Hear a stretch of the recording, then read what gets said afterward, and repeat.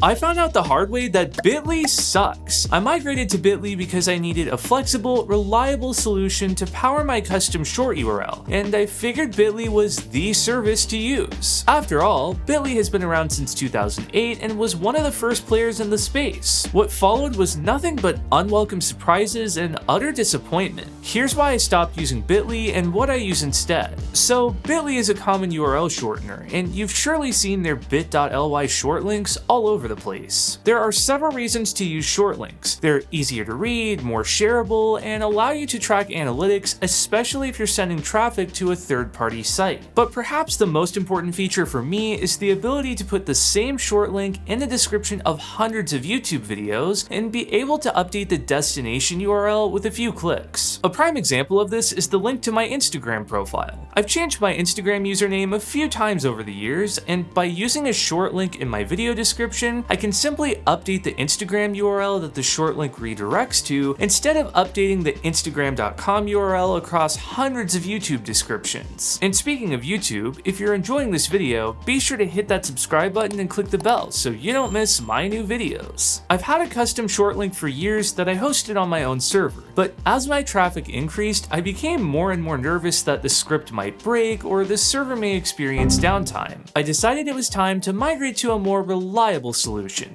something I could trust, and that's when I turned to Bitly. I've often viewed Bitly as the name brand URL shortener. They've worked with big names like Marriott and the New York Times. Bitly even hosts the amzn.to short URL that is used by the Amazon Associates program. So I knew I would have a top-notch experience hosting my custom short URL on Bitly.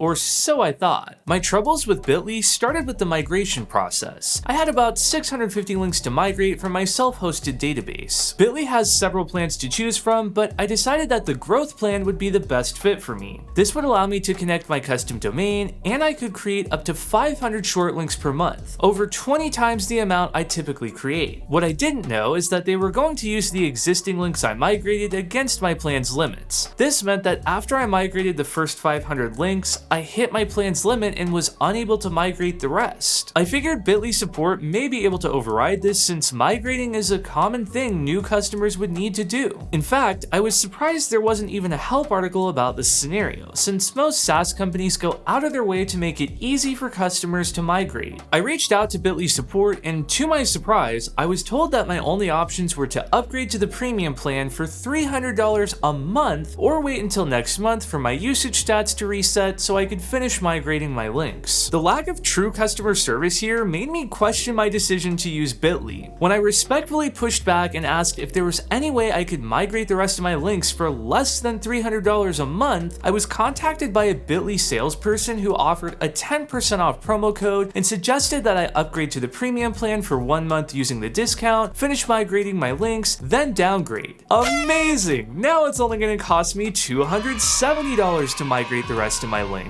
Of course I wasn't going to do that, so I opted to just wait 2 weeks for my usage metrics to reset, then I finished migrating my links. Overall, things were relatively smooth with Bitly after this, though there were some quirks. Bitly doesn't handle multiple redirects well, which meant I had to recreate all of my Amazon affiliate links I shortened with my custom link since they were already shortened to amzn.to. But after migrating everything, I was ready to flip the switch and send traffic from my domain to Bitly. Immediately after flipping the switch, I tested some random URLs to make sure everything worked as expected. I figured I'd test my top performing links, and that's when I discovered this. One of my most popular affiliate links displayed a Bitly error page saying the URL had been flagged by Bitly's systems as potentially harmful. Wait a minute. Bitly is gatekeeping which links they will and won't host on my custom domain? Yep. I figured this was a glitch, and maybe related to the CSV import process, so I filled out Bitly's appeal decision form to get it sorted out and never got a response. Weeks went by, and I followed up with customer service multiple times and got nothing. That's when I decided Bitly wasn't going to work for me and I needed to find a better solution. At this point, you may be thinking, why not just migrate back to your self-hosted solution? If you run it on your own server, you get to make the rules. And that's true, but I'm also not a developer. I was using a script I I purchased on Code Canyon years ago, and while it served me well for many years, I always felt like my short link was held together by chewing gum. I don't have the developer skill set to understand the code, so if the developer decides to discontinue the script, or if they just take a while to fix a critical bug,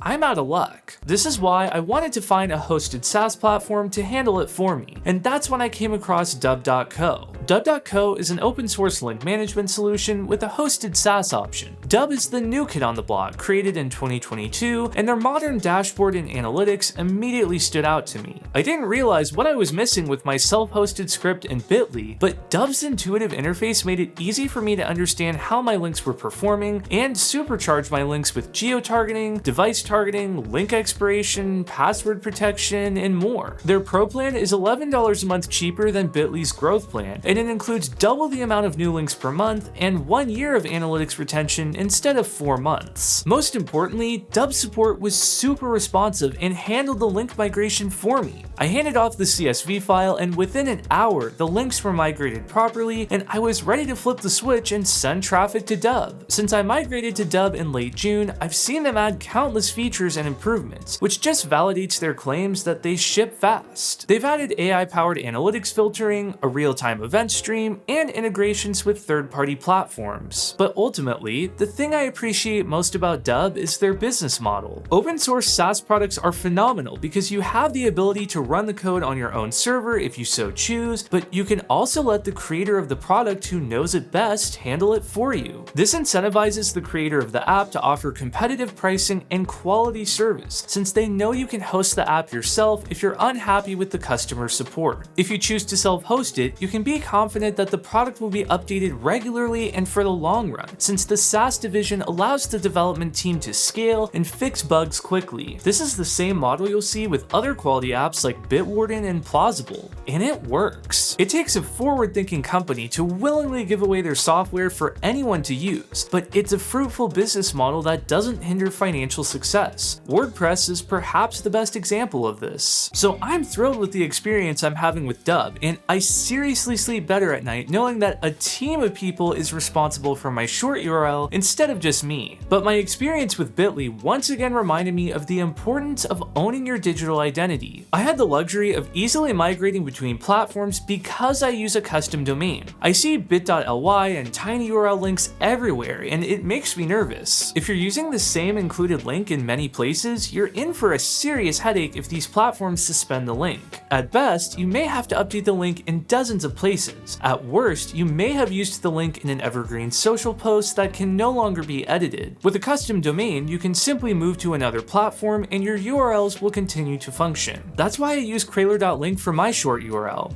.link is one of my favorite domain extensions, and you can claim a free .link domain for your short URL at Dub. .link was kind enough to sponsor this video, and there's a few reasons I trust .link over other options. First, .link is the perfect domain extension for a short URL, link in bio page, or landing page. It's descriptive, and there are still way more .link domains available than .com domains. Also, I know two-letter domain extensions like .ly and .to are popular for short URLs, but any two-letter extension is a country code domain. These extensions are all regulated by their respective country, so you don't have the same protections as a generic extension. .link is a generic extension and has the same protections as .com or .net. It's also cheaper to renew than a .com domain. It's easy to connect your .link domain to Dub, Rebrandly, or your link shortener of choice. And .link has partnered with Dub to offer free .link domains for the first year. You can get started at the link below. .link is doing many things to innovate in the domain industry, including a recent partnership with Gravatar. I've got a full video explaining a creative use for domain names that you can check out here.